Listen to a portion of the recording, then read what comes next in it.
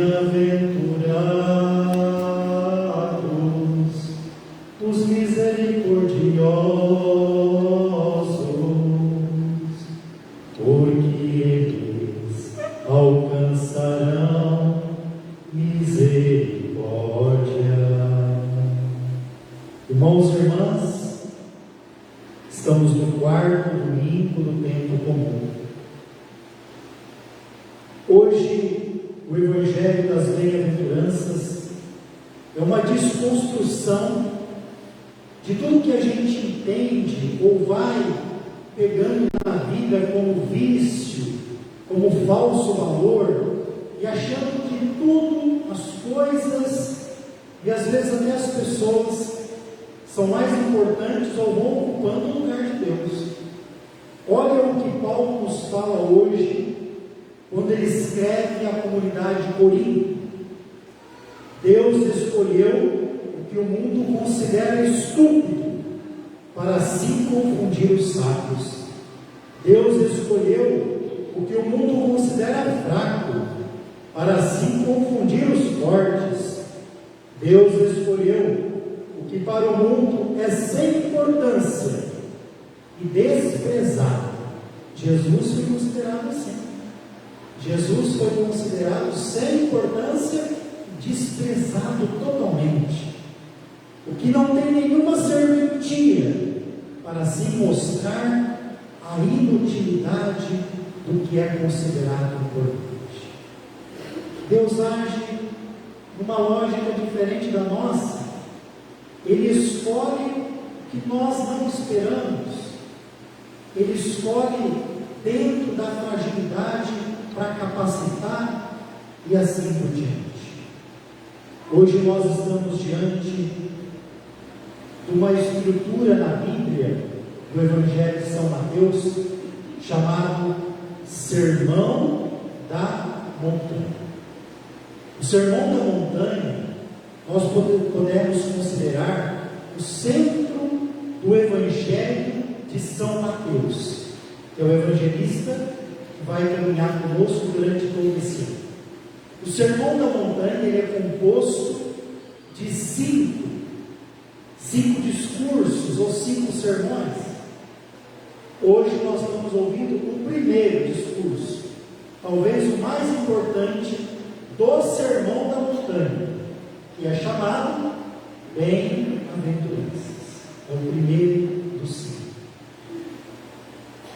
Lá em São Lucas, que é outro evangelista, o Sermão da Montanha, ou melhor, as bem-aventuranças, elas são menores. Hoje nós vamos ouvir em torno de 8, São Lucas vai nos falar em torno de 5. E lá não é o Sermão da Montanha, é da planície, que desce um pouco mais. Jesus hoje, nós ouvimos no Evangelho, que ele sobe no monte para falar com o povo, junto com o povo. O que a gente recorda disso? São Mateus.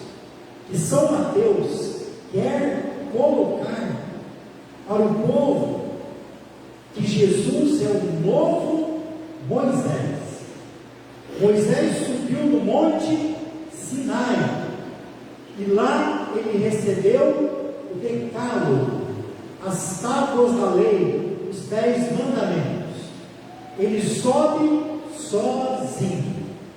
Hoje no Evangelho, Jesus, novo Moisés, sobe no monte, na montanha.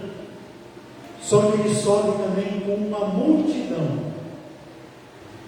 Jesus é o Deus que vem falar com o povo. Não mais Moisés sozinho com Deus. Jesus é o Deus que se revela, que está perto da multidão. Chegando lá, ele se senta. Sentar é a posição do mestre, de quem tem autoridade para ensinar. E Jesus, então, como mestre, e ele tem autoridade, ele senta e começa a ensinar. Lá para Moisés, os 10 mandamentos. Hoje Jesus é como ele inaugurasse um novo conjunto de mandamentos, chamado bem-aventuranças, ou em grego, makarion. Bem-aventurado significa felizes. E ele vai começar a dizer agora cada um desses makariós, cada um dessas bem-aventuranças. Primeiro, a maioria está no tempo futuro, que nós vamos alcançar, tirando essa primeira, que talvez seja a mais importante. E não está falando de modo material. Nunca pense que Jesus aqui está falando em pobre, no sentido das nossas fragilidades materiais. Bem-aventurados os pobres em espírito, porque dele é o reino dos céus.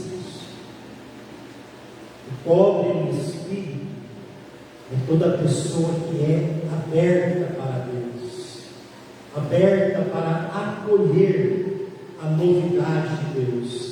É a pessoa que é humilde diante do Senhor. Nessas pessoas, o reino entra com facilidade. Neles o reino entra e eles entram no reino. Quando o reino entra em nós, nós entramos no reino.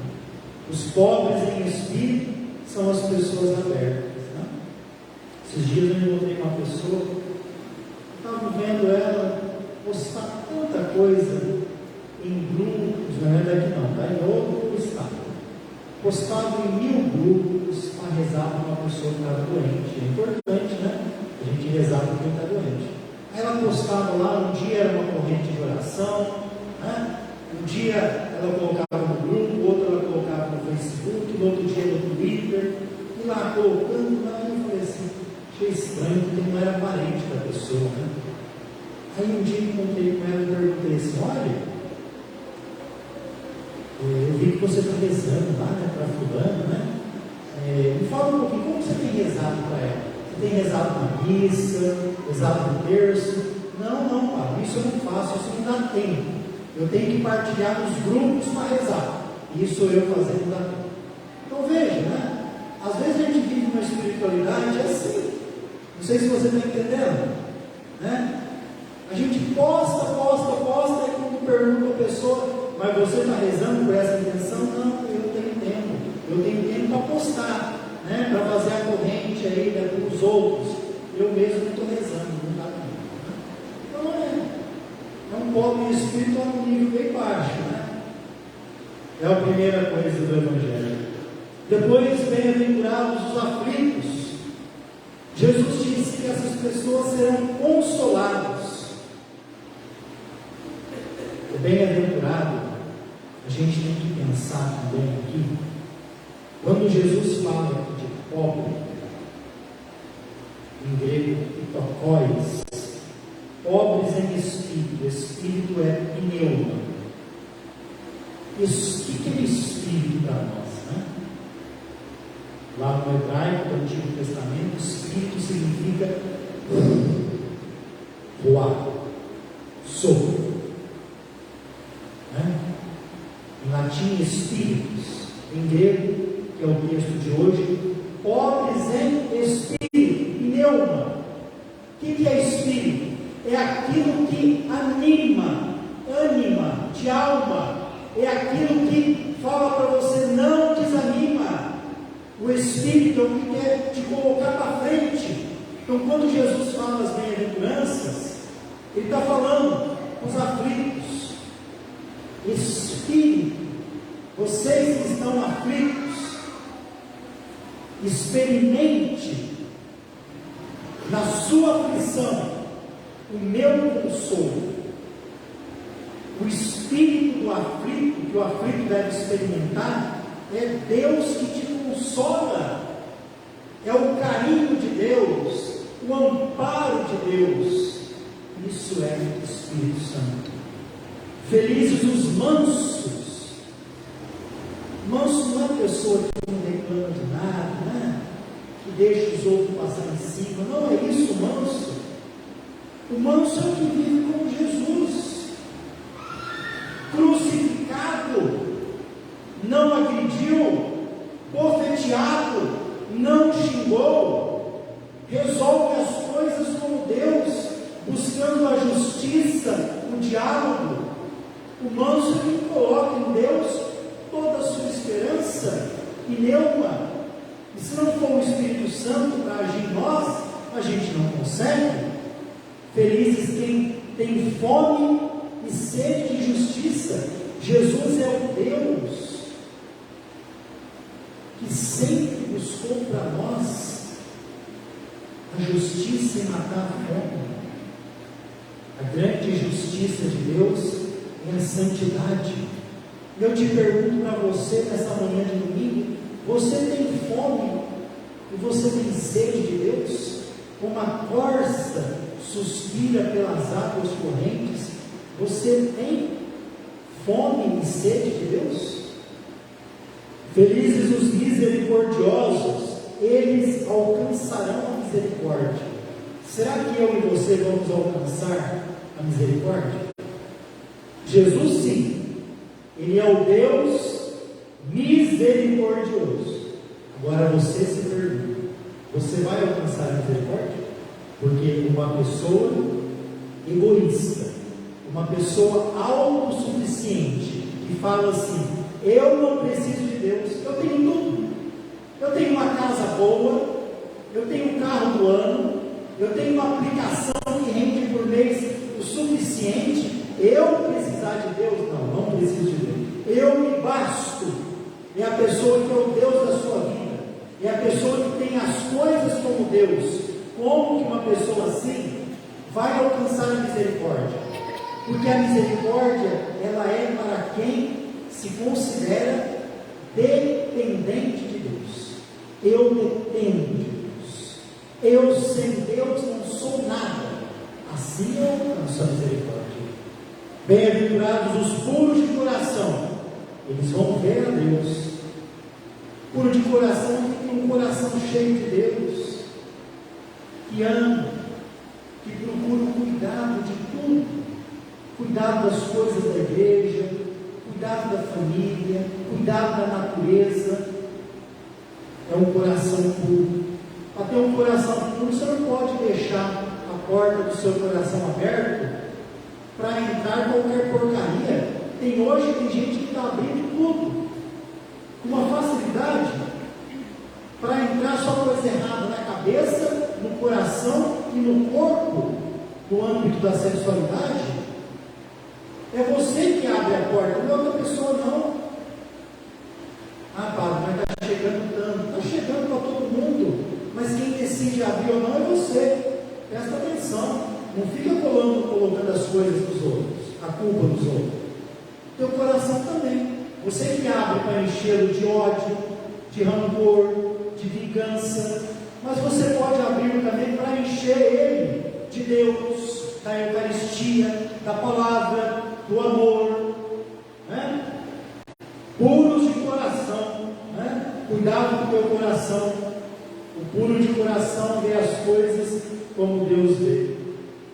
Felizes os que promovem a paz, esses vão ser chamados filhos de Deus.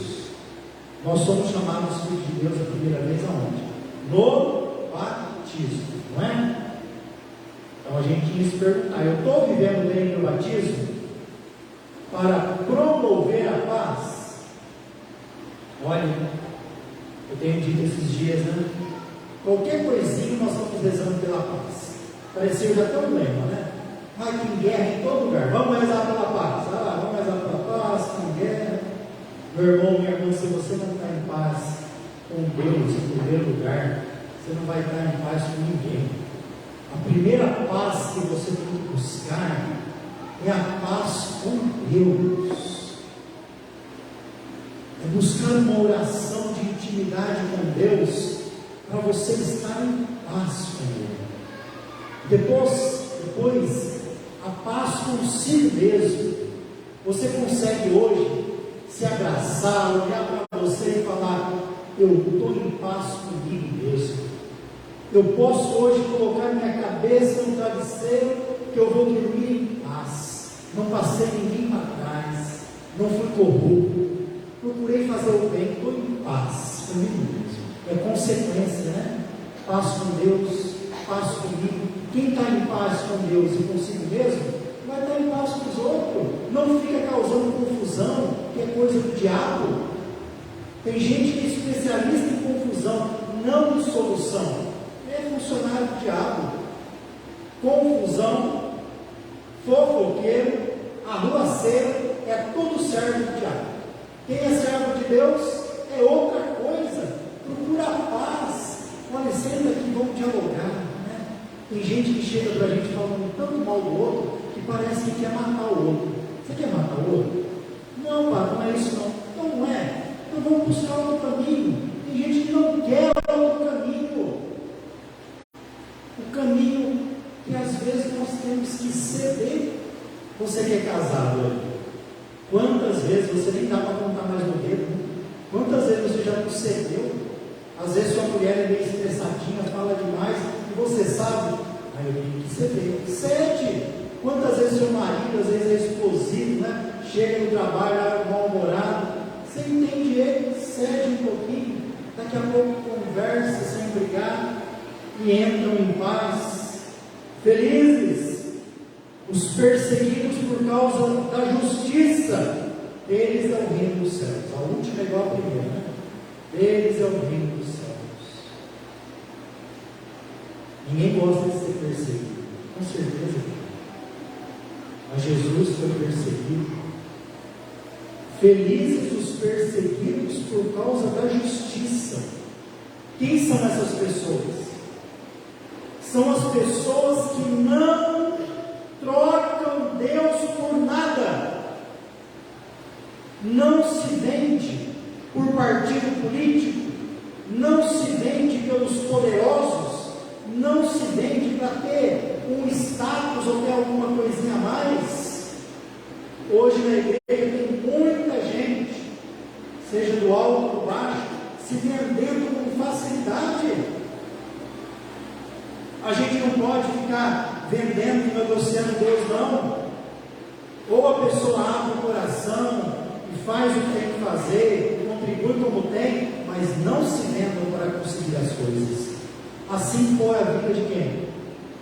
Dos mártires da igreja, dos santos.